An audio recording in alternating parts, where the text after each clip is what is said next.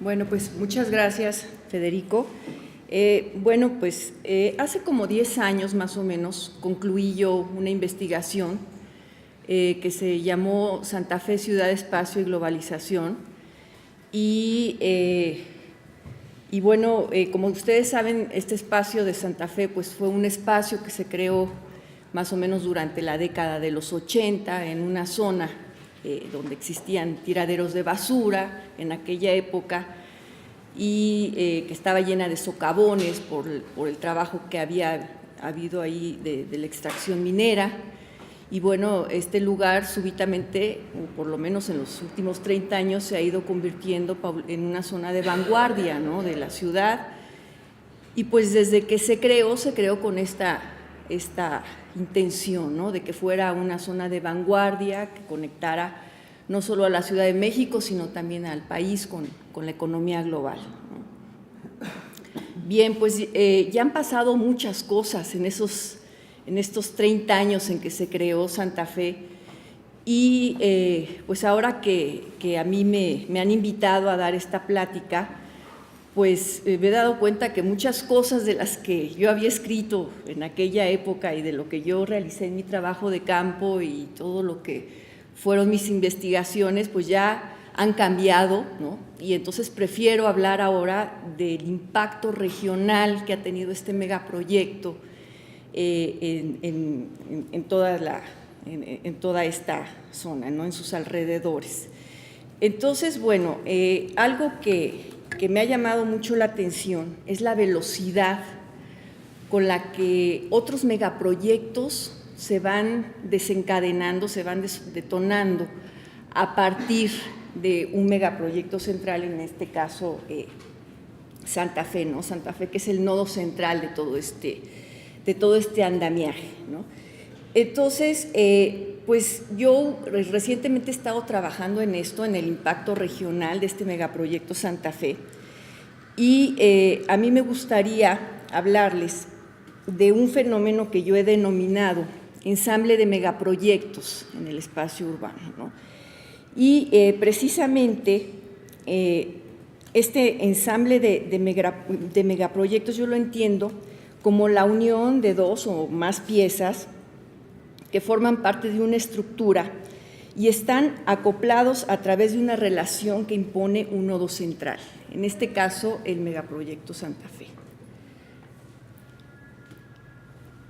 A través de un nodo central. Entonces, la construcción de todas y cada una de estas obras responde a la necesidad de darle complementariedad a otros megaproyectos previamente instaurados en el área, de manera que el objeto de mi análisis, para el objeto de mi análisis, un ensamble de megaproyectos habla de un conjunto acoplado de diversos procesos constructivos que se van sucediendo en el tiempo y en el espacio y poco a poco van desplegándose a lo largo de una región en una suerte de estrategia de ocupación territorial cuya funcionalidad está dictada por la lógica de acumulación de capital. Bien, pues ahora lo que a mí me gustaría comentarles en este breve tiempo, que yo creo que va a tener que ser muy abuelo de pájaro, es lo que ha ocurrido justamente en el poniente de la Ciudad de México alrededor por la dinámica que ha impuesto este megaproyecto de Santa Fe, ¿no? Bueno, primero, como ustedes pueden observar en esta imagen, lo que está marcado por rojo es más o menos la zona, no están los tamaños, las escalas son aproximadas, ¿no? Pero más o menos dan una idea de la ubicación de dónde de las localidades que se han visto afectadas por megaproyectos en este espacio, ¿no? Entonces podemos ver, primero les voy a hablar un poco de lo que ha pasado adentro, en la parte de Santa Fe, del nuevo Santa Fe. Después les voy a hablar un poco de los puentes de los poetas y de la zona de Hueyatla, que ustedes seguramente han oído hablar de ella, que está en el ejido de San Mateo, lo que era el ejido de San Mateo Tlaltenango. Después les voy a hablar de la Supervía Poniente y de una de sus poblaciones más afectadas, de la Malinche. También voy a hablar un poco de San Bartolo Ameyalco, de esta comunidad, este pueblo originario que ha sufrido pues también parte del impacto de este megaproyecto a través de la provisión del agua. Ellos han visto cómo se ha alterado esta cuestión del abastecimiento de sus servicios básicos. Ha ocurrido en muchos otros poblados, no es San Bartolo Ameyalco el único, pero es el que a mí me gustaría referirme, por los procesos de resistencia que ahí se han generado. Y finalmente voy a ir a Santa Fe de los Altos. Ahí me quedó un poco chico el círculo, es todavía un poco más grande de lo que podemos ver ahí. Santa Fe de los Altos es el pueblo de Santa Fe, es una comunidad que, como ustedes recordarán, pues tiene antecedentes desde la época, tiene registros de la época colonial desde 1533 más o menos, ¿no?, que fue uno de los primeros 3 pueblos que fundó Vasco de Quiroga. Entonces, más o menos ahorita voy a tomar cada una de estas comunidades de manera particular para iniciar mi charla. Bueno, pues entonces tenemos como el megaproyecto Santa Fe es el nodo principal de este ensamble. Bueno, pues la idea de la creación de Santa Fe era crear una zona de usos mixtos, un desarrollo que reflejara los ideales de la globalización, un sitio intensivo en alta tecnología y producción de conocimientos, servicios de avanzada, y que ahora pues vemos bien provisto con importantes complejos corporativos, exclusivas cadenas hoteleras, zonas residenciales, universidades privadas, con las universidades privadas más caras del país y afortunadamente con la Universidad Autónoma Metropolitana de Coajimalpa también ahí. Y bueno, pues la idea central de los impulsores de Santa Fe cuando se creó este desarrollo fue construir un lugar que fuera el símbolo de un México estratégicamente posicionado en el sistema mundial, que pudiera ser visto como un escaparate exterior que permitiera valorar a la Ciudad de México y al país en una etapa más avanzada de su desarrollo. Bueno, como les he venido comentando, pues han pasado más de 30 años desde que la Universidad Iberoamericana, que fue el primer edificio que se construyó en esta zona, está ahí. Y bueno, desde entonces el crecimiento inmobiliario mantiene todavía un ritmo que parece no llegar a su fin, ¿no? Algo que ha caracterizado a Santa Fe desde sus inicios es que se trataba de un enclave global, ¿no? Era un enclave porque pues, es un territorio inserto dentro de otro con características muy distintas a sus alrededores, lo que lo hacía contrastar con el resto del contexto urbano, ¿no? También se trató de un espacio que rompía con las formas habituales de otros espacios de la ciudad. En primer lugar, porque bueno, llegó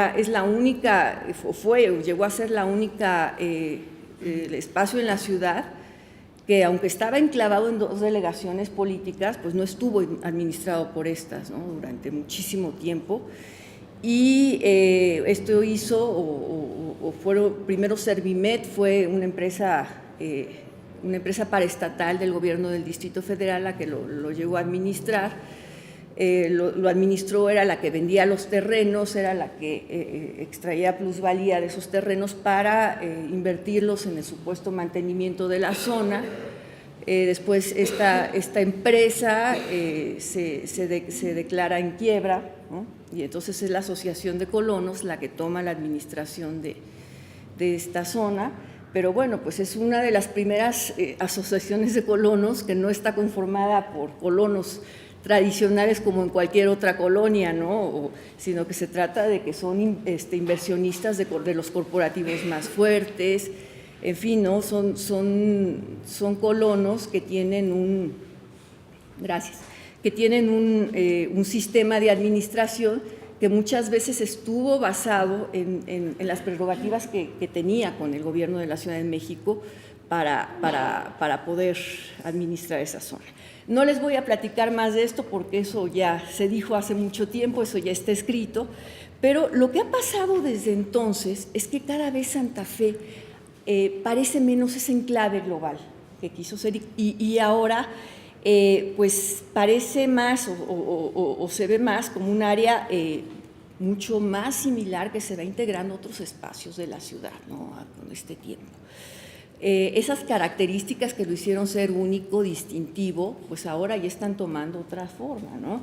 En primer lugar, bueno, ya las delegaciones en las que estaba enclavado, pues ya son las que lo están administrando, después de que hubo un pleito entre delegaciones porque en realidad pues todo el mundo quería administrar esa zona, ¿no? Pues a muchos les parecía una mina de oro.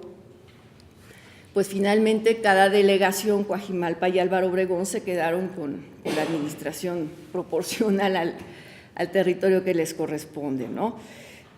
También tenía muchas otras particularidades Santa Fe, por ejemplo, no tenía la vigilancia de la policía, por ejemplo, como en otras zonas de la ciudad del sistema de seguridad pública, sino que tenían a la policía bancaria industrial y ahora ya es la policía la que está activa en toda la ciudad, la que está en Santa Fe, ¿no? Ya la policía bancaria industrial ya se marchó. Y bueno, pues Santa Fe en este trayecto ha enfrentado muchos problemas que tienen que ver con la sobreoferta de corporativos, de todos los inmuebles que tiene. Yo creo que ha llegado a ser una de las zonas en la Ciudad de México con mayor sobreoferta de inmuebles, ¿no? Al grado de que eso, sumado al aislamiento en el que ha estado inmersa durante mucho tiempo, hizo que muchos de los grandes corporativos se mudaran de ahí o al menos pensaran en mudarse a otros espacios que pues, fueran un poco más funcionales, ¿no? que esta zona. Entonces, pues todos estos problemas que enfrentó Santa Fe hicieron que poco a poco se fuera dando la necesidad de introducir progresivamente vialidades, puentes, túneles, distribuidores viales, la conversión de calles en vías rápidas y en un grado mucho menor la integración de transporte público, ¿no? Esto sí es en un grado, pero en verdad mucho menor porque realmente con esa idea de querer jalar gente de la ciudad que tuviera determinado poder adquisitivo para que pudieran, toda la inversión que se tenía y pudiera, pues pudiera tener frutos, bueno, pues se empezó a construir todo un sistema de dispositivos para automóvil, que lo que han hecho es que están incrementando todavía ese sistema de automovilidad con el que ya había nacido, ¿no? Era una zona que se caracterizaba porque los automóviles eran los que tenían el privilegio, era una zona diseñada para automóviles, como muchos de ustedes lo saben, y pues bueno, lo que ha pasado es que esta tendencia se ha ido reforzando, ¿no? Esta tendencia de ser un lugar exprofeso para automóviles a partir de todo el sistema de vialidades que se ha dispuesto a su alrededor. Entonces, bueno, en los siguientes casos que les voy a ilustrar de las comunidades que están a su alrededor, lo que vemos es que existe un enfrentamiento de fuerzas de las comunidades locales por la preservación del tipo de vida comunitario que se ve amenazado con desaparecer y por otro se está buscando imponer un nuevo modelo de ciudad que intenta homogeneizar estilos de vida y es altamente dependiente de las diferentes expresiones que toma un modelo del urbanismo global. Entonces, bueno, uno de las primeras zonas que se vio afectada por el megaproyecto Santa Fe, que fue más o menos en el 2004, pero las negociaciones para esto se dieron mucho antes, fue la zona que conforma el área de los Puentes de los Poetas, en donde estaba el ejido de San Mateo Tlaltenango, y aquí estaban los bosques de Atzoyapan y la cañada de los Helechos. Es una zona que los que vayan a acompañarnos en el recorrido de hoy en la tarde lo podrán ver con mucha claridad cómo toda esta zona conformaba una zona boscosa que estaba catalogada como suelo de conservación cuando se hizo. Tiene unas características muy peculiares porque la cañada de los helechos, según me han comentado colegas biólogos, conforman un ecosistema prístino que tiene una importancia toral por los procesos evolutivos que ahí se manifiestan, ¿no? Entonces, esta zona que formaba parte de un suelo de conservación que se supone que es intocable, bueno, pues ahora vean los edificios que tiene a su alrededor, son 3 o 4 fotografías que se pueden ahí apreciar cómo en todo este bosque se han ido construyendo desarrollos residenciales. El problema no es que se construya solamente la vía, ¿no?, sino todo lo que va llegando después. Entonces, la manera en que la inmobiliaria y la desarrolladora se hizo de estas tierras fue porque negoció con los ejidatarios de San Mateo Tlaltenango, eso lo documento en mi libro, cómo se hizo este proceso de negociación. Les dijo que ellos pondrían el dinero para hacer una zona conservacionista que le diera viabilidad a Santa Fe, en la zona del megaproyecto. Entonces, ellos cedieron muchas hectáreas de tierras y ya que las cedieron, en la Asamblea Legislativa del Distrito Federal se dio el cambio de uso de suelo, incorporando la zona de Hueyatla al programa parcial de Santa Fe. Entonces, bueno, pues ya vemos aquí el resultado. Bueno, además es bien interesante ver en este paso del Puente de los Poetas cómo del lado y se ven los contrastes en la ciudad en un mismo espacio, ¿no? Como si nosotros vamos de periférico hacia Santa Fe, del lado derecho está una zona de asentamientos irregulares, que cada vez se están perdiendo, ¿no?, en favor de las zonas residenciales, y estos asentamientos irregulares, muchos de ellos, por ejemplo, conformaron la zona donde se alojaron los pepenadores de Tlayacapa, que fueron los que fueron desalojados para construir el Tecnológico de Monterrey. Entonces, quienes no tuvieron a dónde ir o un lugar a donde pudieron ir fue esa zona de las barrancas, que vamos a ver desde los Puentes de los Poetas, del lado derecho, y del otro lado vamos a ver el club de golf que se llama Bosques de Santa Fe, que es un desarrollo impresionante que se asentó en el ejido de Hueyatla después de estas negociaciones y bueno, yo creo que es de los desarrollos más exclusivos que puede haber en la Ciudad de México. Por ahí se rumora que Lima algo tiene que ver con eso, pero no sé exactamente bien, así es que entonces ahí vemos en esa parte, ¿no?, cómo se van generando esos contrastes. Bueno, después tenemos la Supervía Poniente, que fue otra vialidad que se diseñó mucho tiempo después, no me va a dar tiempo ni pero bueno. Entonces, bueno, ustedes ya mucho se ha oído hablar de la Supervía Poniente. Con Mariana Portal hemos trabajado juntas sobre este tema. Sabemos que se afectaron muchas comunidades, muchas colonias, pero una de las más afectadas fue la comunidad de La Malinche. Voy a avanzar un poquito más. Me hubiera gustado decirles más de la Supervía, no me va a dar tiempo, pero voy a pasar a Santa Fe de los Altos, que es el pueblo, bueno, vamos a San Bartolo Ameyalco antes. San Bartolo Ameyalco es un pueblo originario, quizás de los más antiguos, no solo de la Ciudad de México, ¿no?, sino en el contexto de los pueblos originarios en el país, de los más antiguos que hay. Y su nombre, como muchos de ustedes saben, la identidad que tiene este pueblo se debe a un manantial, ¿no? De hecho, el nombre de Ameyali, en lengua náhuatl, es lugar donde brota el agua, ¿no?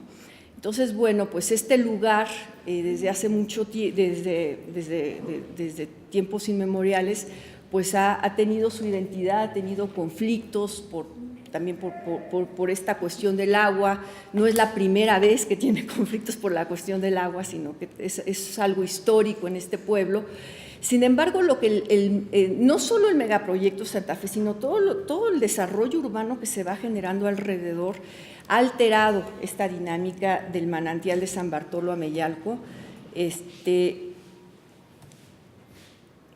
bueno, estos son unos códices coloniales que hay en San Bartolo un poco, que dan cuenta de la riqueza histórica del lugar, que poco se conoce, y que, bueno, yo creo que son mucho más famosos los centros comerciales de Santa Fe que estas joyas que están en el kiosco justamente en el kiosco del pueblo, ¿no?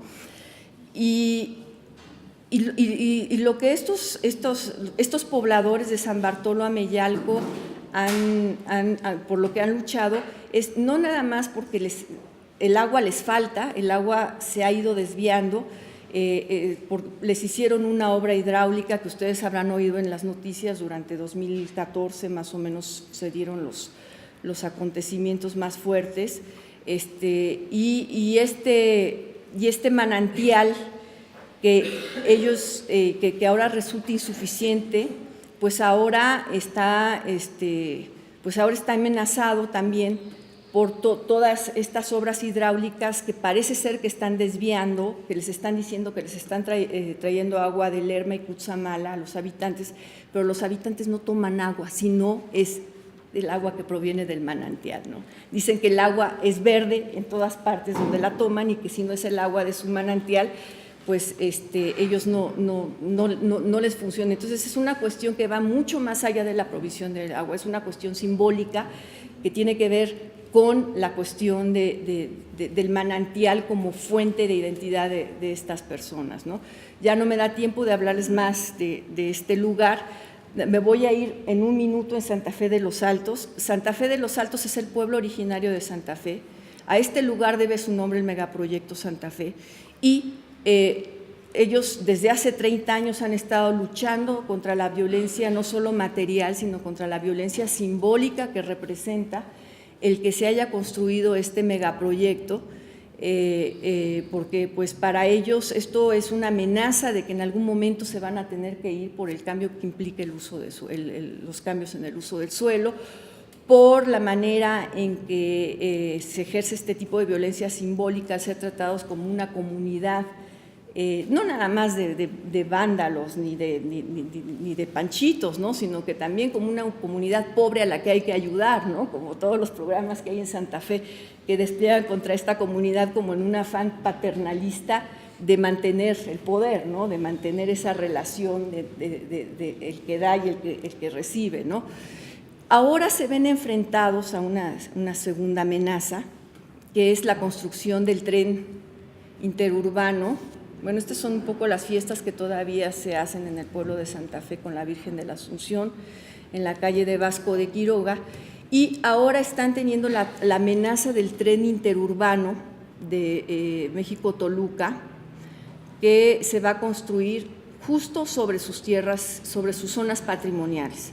Sus zonas patrimoniales tienen una iglesia del siglo XVI, tienen toda la zona del casco de Santa Fe, que es esta zona originaria, y el tren pasará, bueno, hasta la semana pasada, porque ya Miguel Mancera ya dijo que se iba a desviar 6 kilómetros de la zona patrimonial y que ahora va a pasar por el río Tacubaya, pero bueno, hasta este momento, hasta la semana pasada iba a pasar por las zonas patrimoniales. Se formó un proceso de resistencia muy fuerte que parece que sí está teniendo, o por lo menos se está viendo algún resultado con esta ligera desviación, ¿verdad? Pero bueno, y bueno, todavía la cuestión está cómo se va a desarrollar este proyecto. Parte de lo que yo les quería decir a grandes rasgos en mi exposición es cómo un megaproyecto va detonando otros procesos constructivos que nos da cuenta de cómo es infinita esta cadena, ¿no? Cuando estamos frente a sociedades, frente a grupos, frente a comunidades que tienen que tienen identidades, que tienen formas de socializar, y también frente a recursos que son finitos, ¿no? Como los recursos naturales. Bueno, pues muy brevemente, ya no me dio tiempo de decir muchas cosas.